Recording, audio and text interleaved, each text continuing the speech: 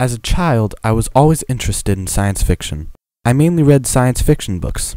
There are a lot of ideas that have been introduced to me with science fiction that seemed far-fetched, but are actually very plausible. For example, I did some research on cloning. I found out that cloning is not only possible, but has already been done.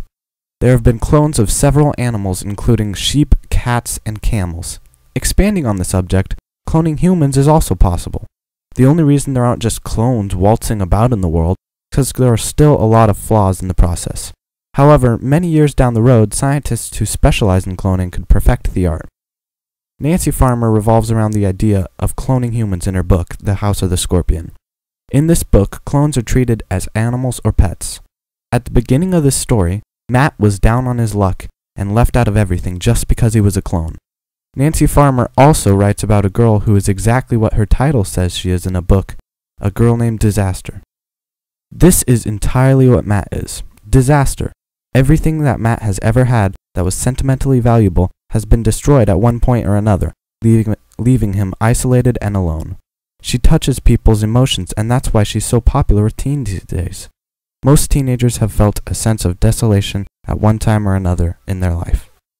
Matt feels this through the beginning of the story because when people see him, they shout things like, "You're ugly," "You look like a pig in a sty," "You smell like dung," things of that matter.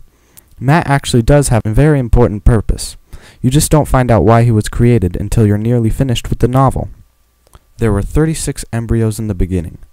Matt was the lucky one to get the honor of being harvested from a cow. Matt was a clone of the most powerful drug lord in the world, El Patron. Once cloning had been discovered, a law had been made that you need to take out all feelings and thinking of the clone and turn it into chattel. El Patron was above the law, though, and he ordered Matt's brain to be untouched. But why? Was it because El Patron wanted an heir that could carry on his name, or was it because El Patron wanted a heart transplant?